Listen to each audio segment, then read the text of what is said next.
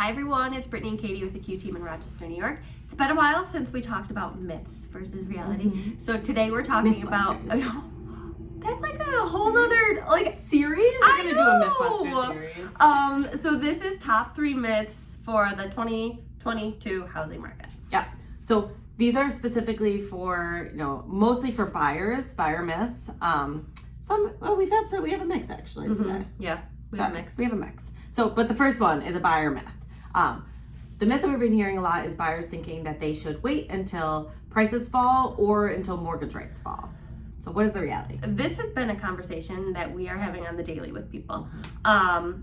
Obviously rates have been increasing, and so a lot of buyers are, rightfully so, maybe starting to panic, thinking, okay, you know what?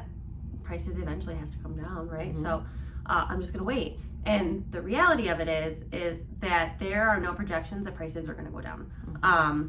The rate of appreciation that we're seeing has slowed, so prices are appreciating at a slower rate, but they're not going backwards. So today is actually the cheapest you'll be able to buy a house in the foreseeable future.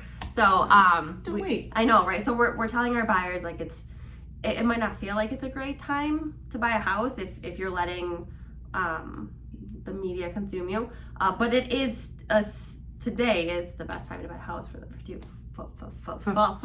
foreseeable future. I love that. That's a great Mythbusters. Okay, right?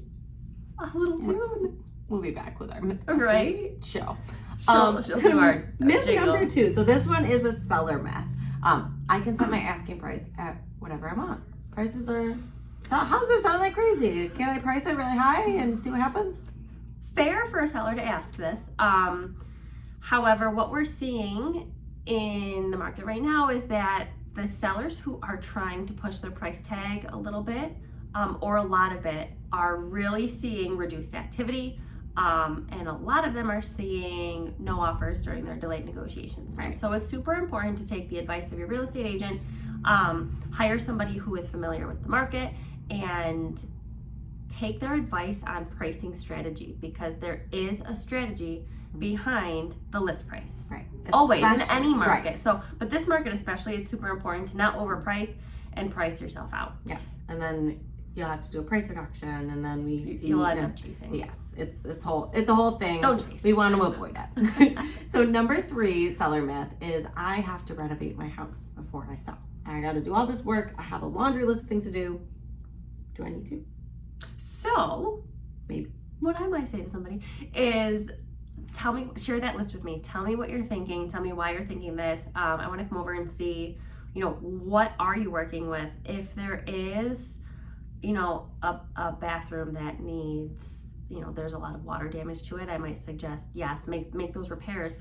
But if these are just home repairs that you feel like doing because you think it's going to increase the value, we would want to discuss those with you ahead of time to make sure that you're not putting more money into your house than you will be able to get back out of it if you're only doing the repairs for the sale. Right. And we know what updates and improvements, what the return is typically on those things. So sometimes, if it's gonna take 3 months to renovate or update this thing, but you're pretty much gonna see a dollar for dollar increase in value for the house, it probably makes more sense for you to take advantage of the market today versus wait 3 months and just have someone pay $5,000 more when you put $5,000 into update it. So those are the kind of things we discuss. We'll go through that list with you, kind of tell you what makes sense, what doesn't make sense, and kind of go through that. So I guess that's like it depends kind of situation, but contact your realtor, and we're here to help with all of these, and we will be hopefully back with our Mythbusters show soon. Series.